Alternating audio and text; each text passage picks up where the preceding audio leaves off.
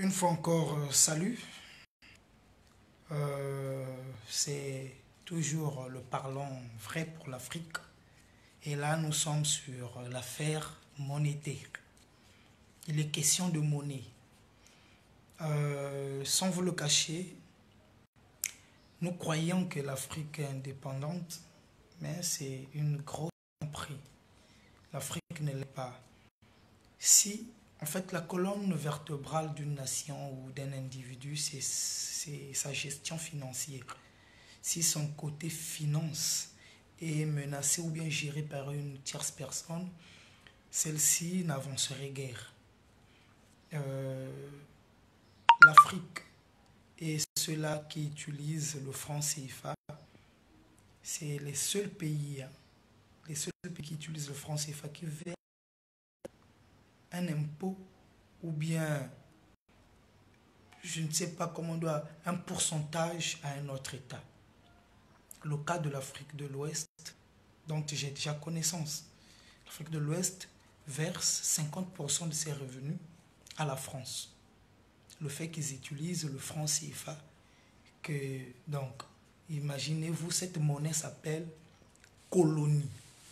Comment est-ce que la monnaie d'un État peut s'appeler colonie? Dans notre monnaie, tous ceux-là qui utilisent le franc CFA utilisent la colonie. Ça fait rire.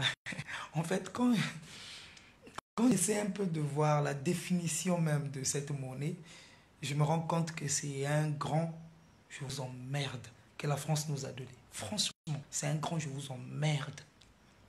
Et imaginez-vous, colonie d'Afrique centrale. Des trucs comme ça. Non, c'est colonie française d'Afrique. Et ils enlèvent colonie française d'Afrique. C'est devenu coopération financière d'Afrique. Donc, c'est pas une coopération. Attendez, s'il vous plaît, on ne doit pas se le cacher. C'est un deal français. Le CFA, c'est pour nourrir les Français. C'est un système pour prendre soin du peuple français et pour appauvrir ou assujettir le peuple africain. Franchement, c'est...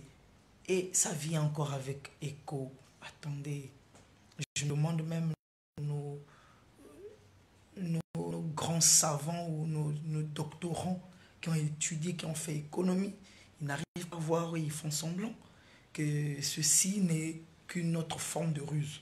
C'est comme le gars disait, je m'appelle Paul, vous voyez, Paul qui est en prison, vous voyez, et je sors de la prison, je me fais appeler maintenant Paul. Mais mon visage déjà appelle la police.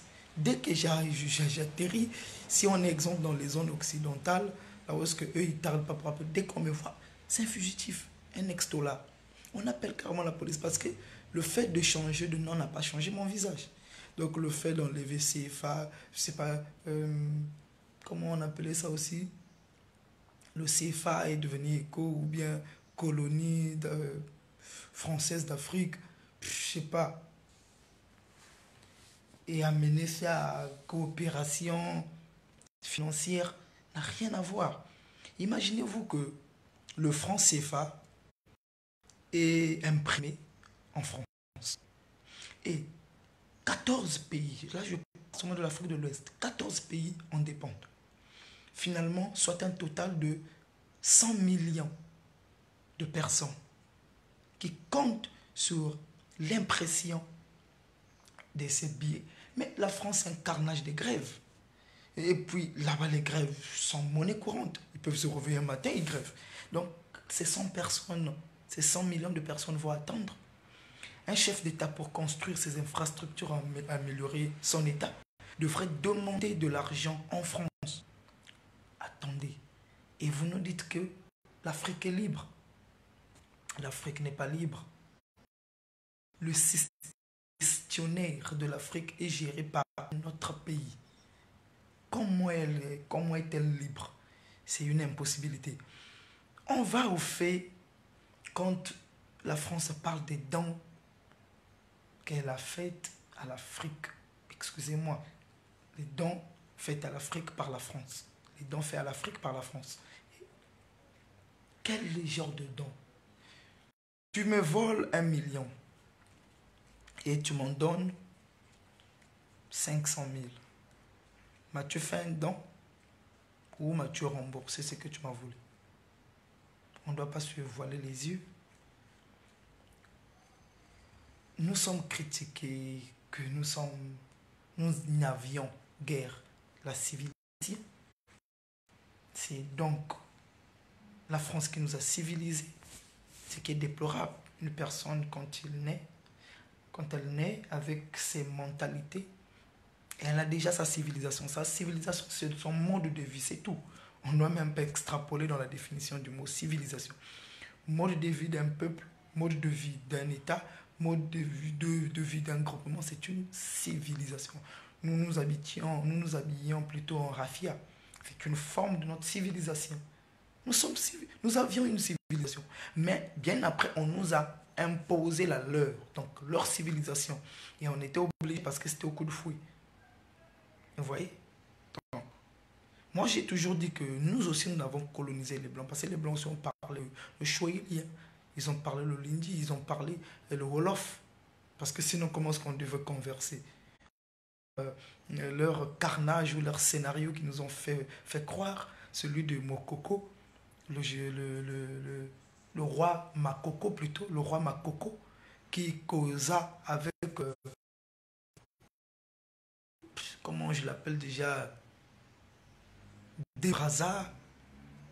Vous voyez qu'il n'y a pas compatibilité, non, Sergent Malamé. Dans quel moment Sergent Malamé est allé faire des études pour savoir le Téké et revenir en... Donc, ah non, histoire sur histoire, carnage, mensonge sur mensonge. Vous voyez qu'on fait que vous bernez de l'histoire jusqu'à votre futur. Comment est-ce qu'on peut berner votre histoire, votre passé, et on vous fait croire que l'Afrique est libre tandis qu'elle n'est pas libre? C'est compliqué. Et ceux-là aussi qui acceptent qu'on puisse rester encore sous le joug de la monnaie ou bien du système CFA ne veulent pas voir l'Afrique avancer. Parce que celui-là qui pense que l'Afrique doit avancer devrait ôter tout cela. Et moi, je crois que quand on prend le cas de l'Afrique de l'Ouest, les soulèvements avec tyrannie, tabac, ça, je ne conseille pas ça. Refuser le CFA, c'est normal. Et c'est normal. Parce qu'on ne peut pas avancer ainsi. Moi, j'ai toujours dit, une personne qui vous vole, c'est un assassin potentiel. Ou bien un assassin en puissance. S'il te vole, que tu es endormi, c'est bon. Mais une fois que tu te réveilles, tu le trouves en flagrant de lit, en train de te voler, il doit te tuer ou il va chercher un moyen de s'en débarrasser de toi. S'il n'arrive pas à fuir, il te tue. C'est ça le problème. On a vu ça. Les gens ont refusé le néocolonialisme, comment vous appelez ça, la nouvelle colonisation, ou bien l'impérialisme et le vol, le pillage de l'Afrique, comme les Keïta, qui soi-disant est mort en prison, on ne sait pas pour quelle cause, les Ampio, qui sont morts assassinés, les Thomas Sankara. Ce sont des gens qui ont refusé ces choses-là. Mais comme il a trouvé le voleur en flagrant délit, le voleur l'a tué et ils sont morts. C'est ça le problème avec l'Afrique. Même nous qui parlons, on ne parle pas pour être politique ou pour faire le politicide. Ou je ne sais pas. Non.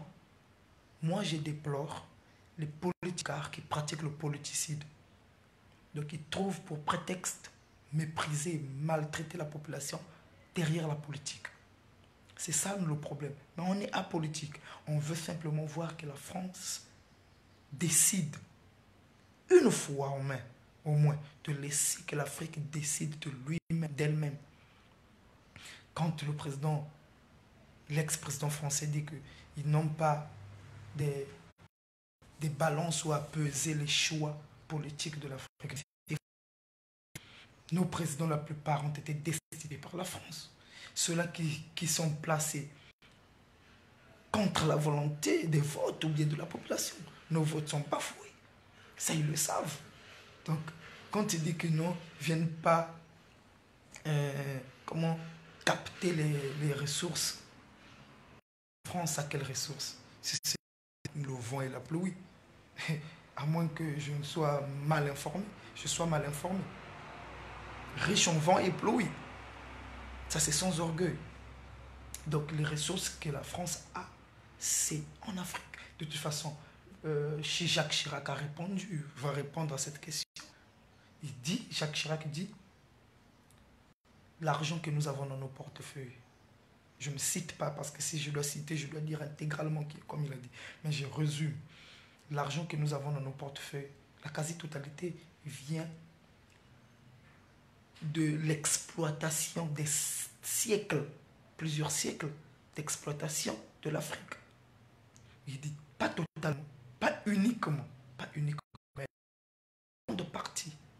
Beaucoup de notre argent qui est dans notre portefeuille vient de là. Et il y a un autre président encore qui a utilisé le même jargon, disant que l'Afrique est le portefeuille de la France. Le portefeuille de la France, c'est l'Afrique. Vous voyez? Donc, c'est l'Afrique qui remplit le portefeuille français. Ça, c'est logique, c'est connu. Mais si ce n'est pas le cas, laissez un peu que nous puissions nous débattre seuls pour voir. Vous dites que l'enfant ne parviendrait pas.